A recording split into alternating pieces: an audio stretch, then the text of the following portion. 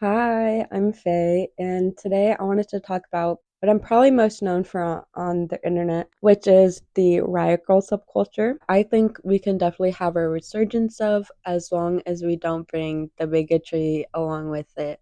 Or I don't know if it's necessarily bigotry, but it is definitely ignorance.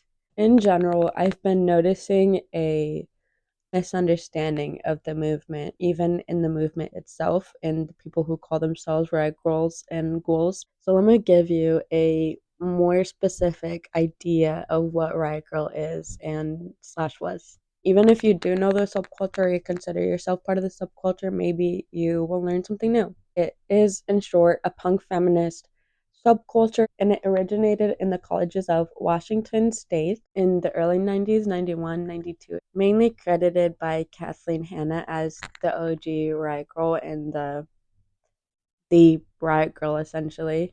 Kathleen Hanna was in the 90s a college student of Washington State, and a pretty direct example of how you can find out what the Riot Grrrl movement was. More specifically, is Bikini Kill Zine, which was just basically handed out in the 90s during their concerts and such, Bikini Kill's concerts, because they were a band, but like I'm saying, they also made zines.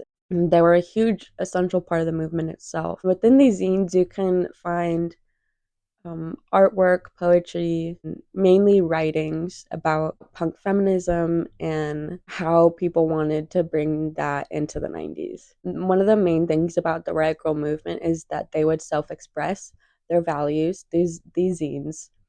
And if you don't know what a zine is, it's basically like a DIY magazine, self-published magazine. Riot Grrrl was also a huge part of the DIY scene having a spark again in the 90s, like with grunge and things like that. Riot Grrrl is definitely credited for the spark of the grunge movement in the 90s. I mean, Kurt Cobain and Kathleen Hanna directly had connections.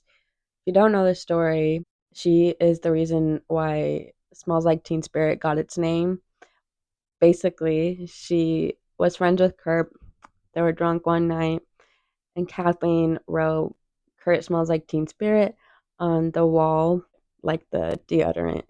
So yeah, some fun facts for you. Kurt and Kathleen Hanna were like pretty close. And Kurt credited Kathleen as being one of his biggest inspirations, but especially punk women. And in the second publication of this Bikini Kill zine, they published their manifesto, which I'm not going to read the whole thing. You can Google it online. I'll give sources for it in the description. They basically were talking about how they were creating a social and political movement through empowering women and girls against the misogynistic world of the USA, but also in punk and rock and roll in general. So they basically said, like, if you don't let us into your little boy bands, we're just gonna make our own band. But the phrase I find most impactful in this manifesto is when they said, because we hate capitalism in all its forms, and we see our main goal as sharing information and staying alive instead of making profits of being cool according to the traditional standards. Some things I want to highlight are hating capitalism. Radical is by definition, by their manifesto, anti capitalist. And their main goal is to educate, keep women and girls safe, and all these things in spite of the capitalists who run the world and are making money based on traditional standards. So, in short, they had education, safety, and nonconformity as their main goals in their movement. And the radical movement would have meetings that they did invite anyone who wanted to label themselves as a riot girl. It was empowering and inviting to any woman, but Kathleen Hanna became known as the Riot Grrrl, and so a lot of people have assumed it's only welcoming towards middle class white college women who might be bi or bi questioning. Many women around the world were inspired by Riot Grrrl to not let the intimidation of man run industries get to them, especially in art and self expression. On the other hand, Kathleen Hanna was the Riot Grrrl, and people see her decisions as a representation of the entire movement. but obviously there were so much more other people involved in the movement. I do proclaim myself to be a riot girl because it was anti capitalist, anti conformist, and pro woman and pro education.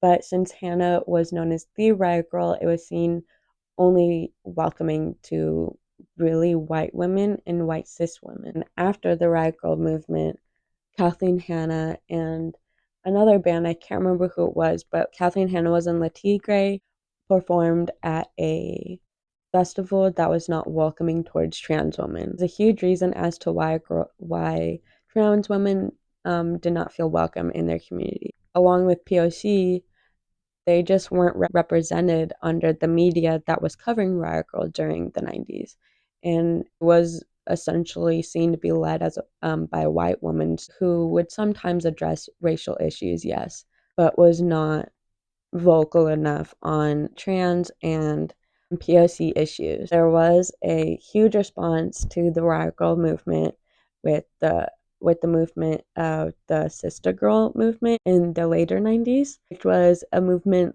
led by and created for POC women to be empowered in themselves, just like the Riot Girls were. All this to say that I think we should and can resurrect subcultures with the right intentions, but we shouldn't bring back everything, and we should add some things. We should add inclusivity and be more vocal towards all women. I think this can be seen as the Riot Ghoul movement, which a lot of people have already started using to say they're a Riot Grrrl that doesn't identify as a girl.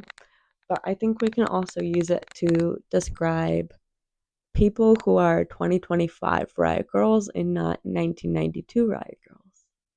So essentially, if you are capitalist or don't believe in the inclusion of all women in your feminism, you are not a Riot Girl. Thank you so much for listening. Again, my name is Faye, and I hope to see some comments on this so we can talk about this. All my social media is your Faye Princess, and I hope to see you there.